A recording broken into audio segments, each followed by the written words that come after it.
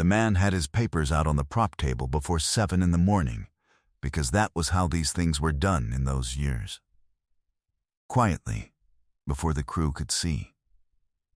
It was July 1958 in Old Tucson, Arizona, 6 weeks into a production that had been burning through heat and daylight since late May. The kind of location where the craft table coffee had been going since before sunrise, and the air above the desert floor by 9 in the morning looked like it was breathing.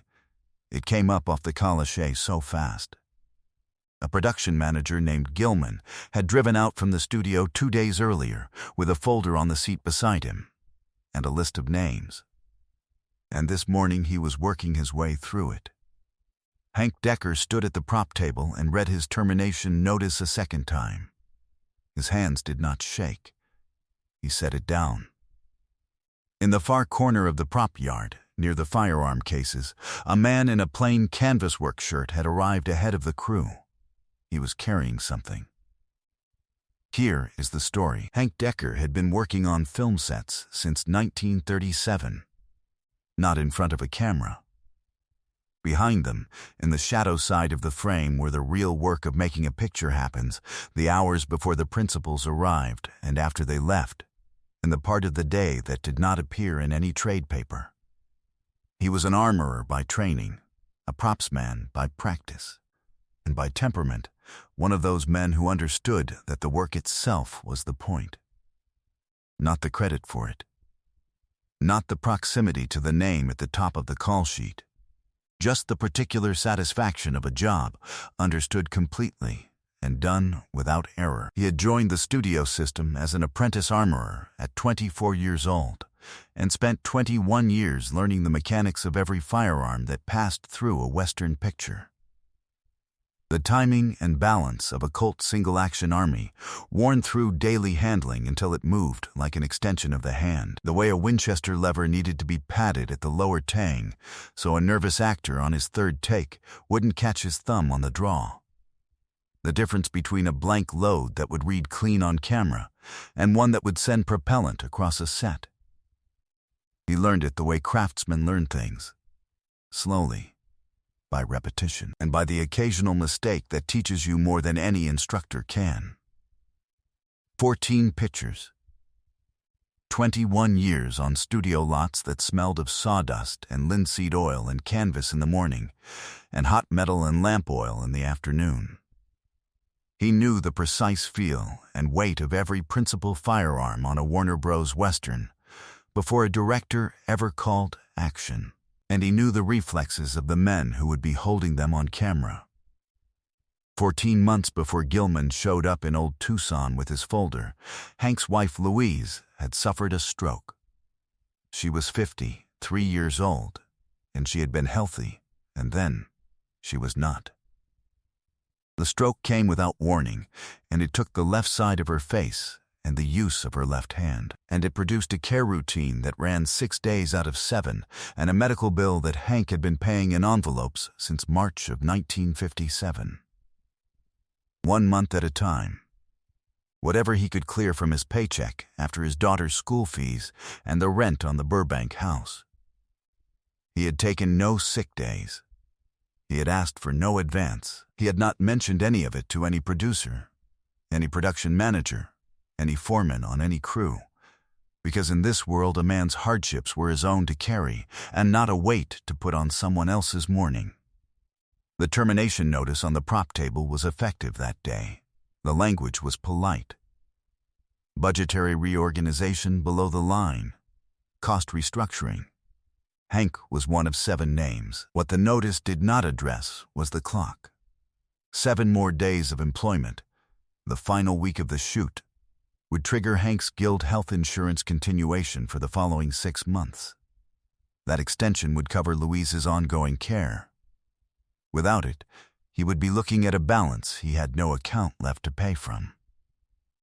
Gilman was courteous about all of it. He had done this before, and he was practiced at it. That was the particular quality of the thing.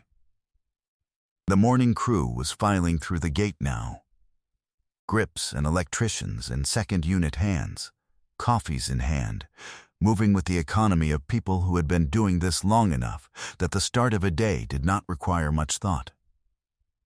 The smell of the desert coming up clean before the heat set in. The sound of equipment cases being set down on the packed earth. The radio from the production office going faintly in the distance.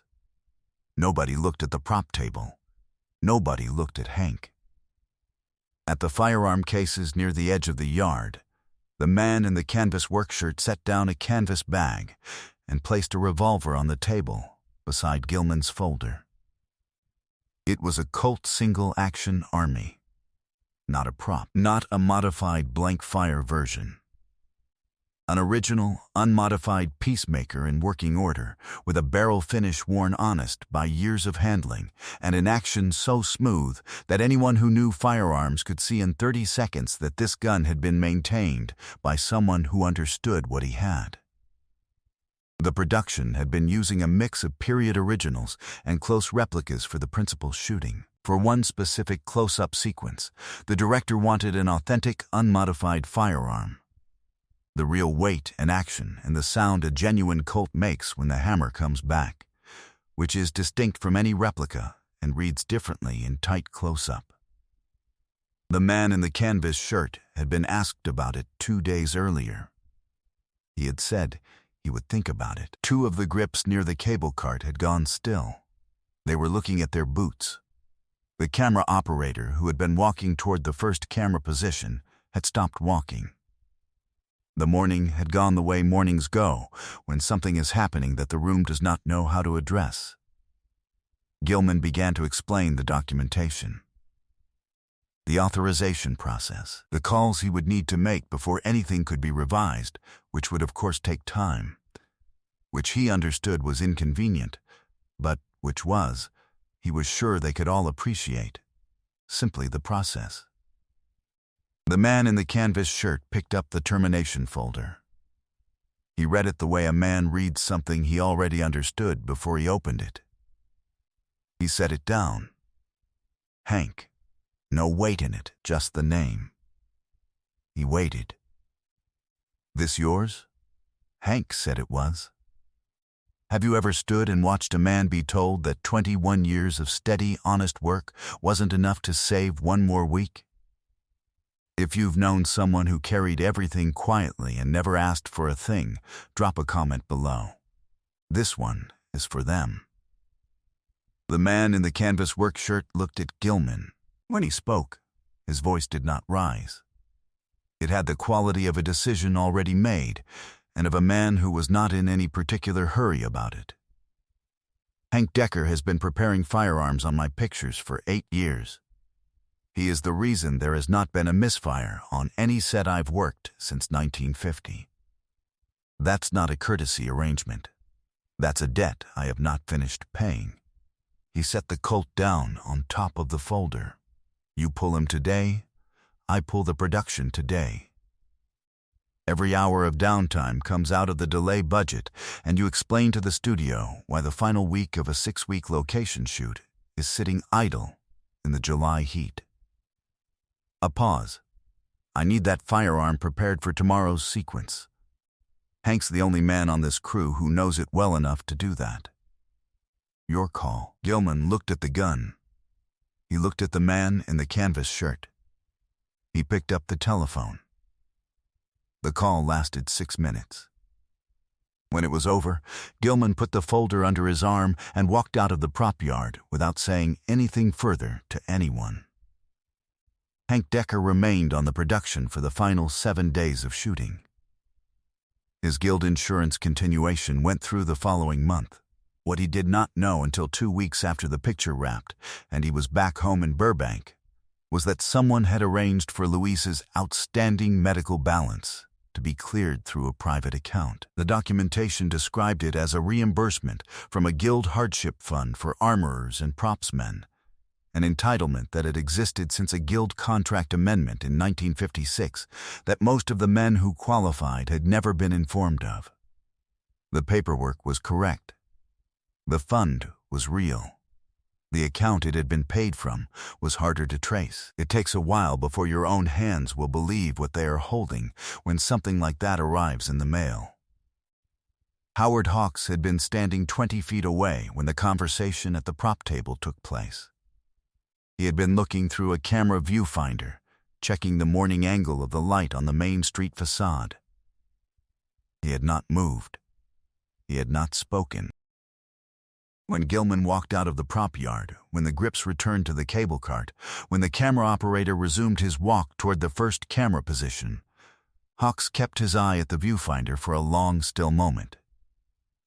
Then he put the shot list under his arm and said quietly, to no one in particular, "Let's go to work." That was all. Not to a reporter that week. Not to his script supervisor. Not to Dean Martin or Ricky Nelson, who arrived later that morning to find the set operating exactly as it had on every other morning of the 6-week shoot. In 40 years of interviews, across everything Howard Hawks said about Rio Bravo and the making of it and the people who made it, he said nothing about what he witnessed in that prop yard on a July morning in 1958. The crew that had been there understood why. Some things, once seen, don't need a word said about them. Hank Decker finished the picture. Louise came home from the rehabilitation center that September. By Christmas of 1958, she had recovered the use of her left hand. Enough to hold a cup, enough to set a plate, enough. Hank worked 11 more years in the picture business. He retired in 1969 at the age of 57 with his guild pension intact. His son Thomas grew up in a house in Burbank where the mechanics of Western firearms were as ordinary as the kitchen table. He apprenticed as an armorer in 1965, and by 1973 was preparing principal firearms for a Western called Cahill U.S. Marshal. His credit in the picture reads, T. Decker, armorer. He was 29 years old, and he had spent his childhood watching his father go to work in the dark. The Colt Single-Action Army that was set down on that prop table in Old Tucson that July morning is part of a film preservation collection in Arizona. It sits in a glass case lit from above. In the afternoons, the light comes through the window at an angle and crosses the case slowly. Below the gun there is a small handwritten card. Nobody has identified whose handwriting it is. It reads, "Prepared by H. Decker, Rio Bravo, 1958. The afternoon light moves across it, and then goes, and the gun stays." John Wayne never spoke of what happened in that prop yard. Not to Howard Hawks, not to his co-stars, not in any press material around Rio Bravo's release, not in any interview between 1958 and the end of his life, and not in any letter that has ever been produced by anyone who went looking, not to a reporter. Not in any conversation his children ever recorded, not once. He noticed people, John Wayne did. The ones that a crew, a set, a whole organized system had already decided not to see. He stopped when other men kept walking. He set that gun down on the folder and framed what he did as a debt he owed rather than a favor he was granting, because that was the only way a proud man could receive it, and he understood that. Because he understood people, the particular ones that the world had gotten around to forgetting.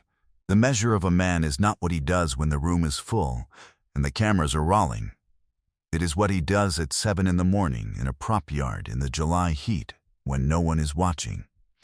And a polite man with a folder is about to take 7 days from someone who cannot afford to lose them. That was the whole of it. If this story reached you, share it with someone who needs to hear it. Subscribe if you haven't yet. There are more stories like this one, and every one of them deserves to be told. And unfortunately, they don't make men like John Wayne anymore.